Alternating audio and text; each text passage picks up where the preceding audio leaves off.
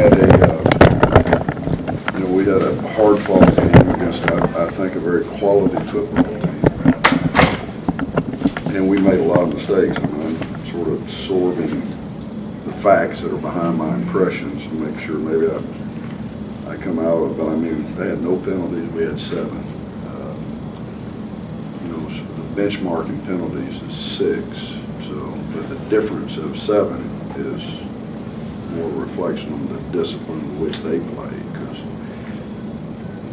your benchmark, anytime you're over 6, you got too many. So it wasn't, but they were just very timely problems for us, and the turnover. I mean, and I'm discussing all the things that almost got us beat, but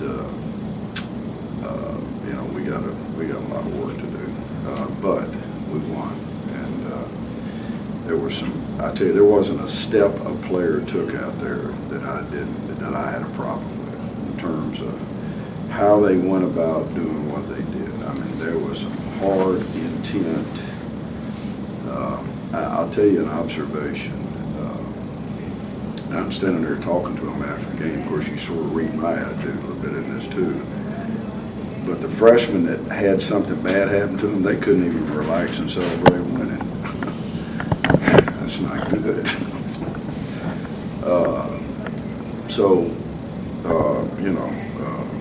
thought Barry Butler was going to die right there. So we got to learn how to play, and we got to turn it loose and play and not make mistakes. So, but I don't. Having said that, a quality football team. I mean, a real quality football team. I talked to Coach Huseman before the game, and I was really sort of trying to pick a fight with him, but he was too smart for me, I guess. When I told him, it's a sad state of affairs when somebody that's started playing in 1904 won't play anymore, and I thought he'd bow up at me a little bit, and he just smiled. He just smiled and says, if you could choose to play you, would you play you? Or something like that. Okay, you got me. Honesty will always neutralize a good point. So, and I tell you, his son is a heck of a football player now. Wow, what a heck of a football player. So that I am so proud of our running backs. I mean, again, they both their averages are,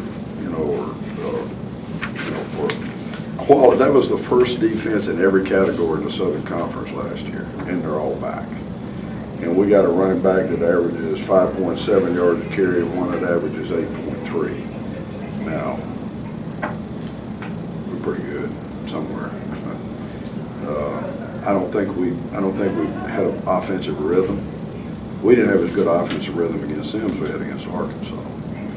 On the other side of it, defensively, I think that we started off. They're running the option, and we're just. It's not that we're missing tackles. We're not focused enough to play assignment football, and so they come out of there like they're out to practice early. So I was really impressed by the way the coaches and the players didn't panic. That was sort of the difference between this year and last year. I'll be honest with you. That some things didn't go our way, and everybody just kept getting closer and closer. Communication got clearer and clearer, and I think the system had a chance to work for us, because the system only works when you can communicate the things you got to do. I thought Hamish was, he finally got to show what he could do. He put it up there and out there a few times, and what can you say about Griff? Except I wasn't. Here's the first question: is why you run the ball with 6 seconds left? You don't, unless you feel okay about going into overtime, because that would have never happened if it was win or lose. I can promise you. Y'all can follow me here, guys. But I thought we were gonna. DeMarcus almost tried to make another cut. Somewhere in there, you're thinking they all looked at the clock. Lord have mercy. But I went to that official, and I told that official, I said, the timeout at the end of the run, I told him it was going to be a run. And I was looking at him just to see if he was going to choke on me the whole time. And there was time.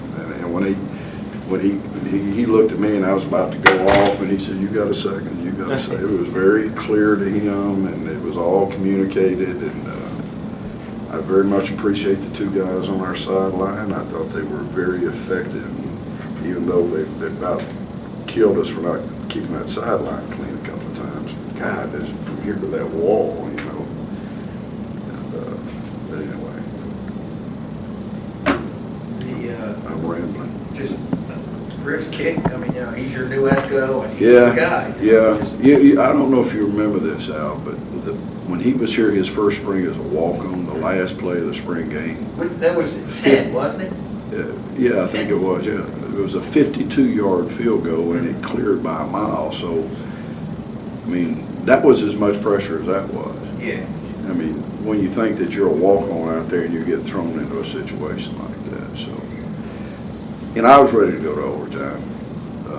I always, before we go play somebody, I decide whether I want to go into overtime with them. And I think our ability to throw the ball in the red zone with Marquez Ivory and our ability to make plays with our legs with Cody Blanchard gives us, just like Ole Miss, you know, I feel good about us, and I wanted to give us a really makeable field goal or go into overtime. I didn't want to. He can hit it. What was the ball at? Was it 34, 3? Need to get the facts right, don't I?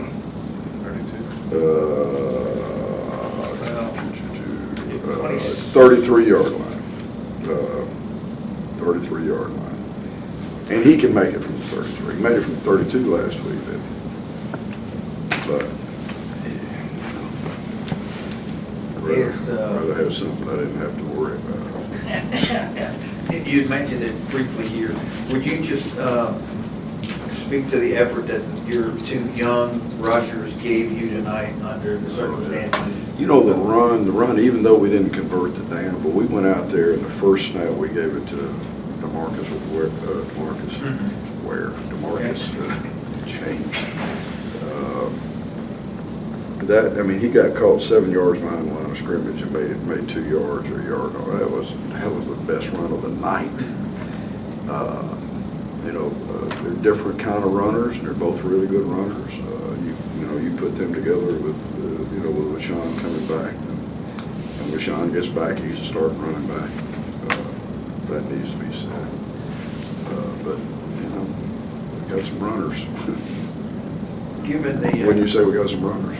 Given the climate of the FCS and your schedule and the stuff we talked about at the beginning of the week, how big was this? Oh, I mean, we're sitting there waiting to see if we get in the playoffs. Based, this is a vote to get in the playoffs that we wouldn't have gotten.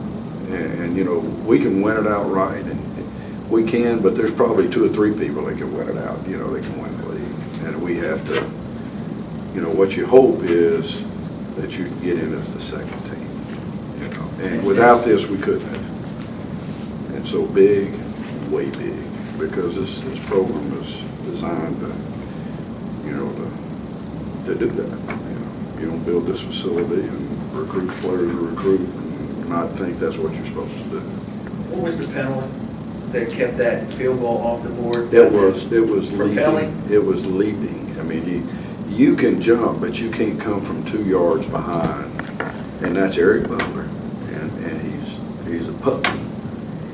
And he knows the rules, except in the anxiousness of the moment, he just thought he'd get 1 more yard deeper and take a real running leap at it, except rules. I mean, he was in shock. I think you were too. I was. My first thought was to kill him. Then I hugged him. Well, that's the way you do it. That is. It's a love-hate situation. The guy who was here before you didn't understand that concept. Can you, and you said you might say something today about this now that this game is over, the Chattanooga series ending. I just wish that there was, I mean, FCS football is about regional play. If we don't have regional rivalries, you don't have a way of connecting your fan base. And we do really good with our fan base. But it would be so enriched if we were playing Sanford, and I still can't understand that one. Coach Huseman said, you wouldn't play me if you were either, would you? Because they've got other rivals. You know, I don't know what Sanford could say. I'm not trying to pick a fight, but, you know, Chattanooga can go play other schools in the state of Tennessee and still have a rivalry and probably get And some. they're going to, Yeah. they got P in Tennessee. Yeah, they got Martin in and the P. next bunch of years. But, you know, still I'm saddened by it. It's not really what the formula is. Now, I don't know what Sanford's excuse is. But in Alabama State and Alabama A&M, we've had good dialogue with them. We just hadn't, and Moose is working on that all the time, and Greg. But I want people to know we're trying. We're doing everything we can. And then is it disheartening that you're up 17-0 and it had to come down to this? Major. And it just, one mistake had it on top of the next one, you know. Just, you know, how big was the Pierre Warren? Oh, yeah, absolutely.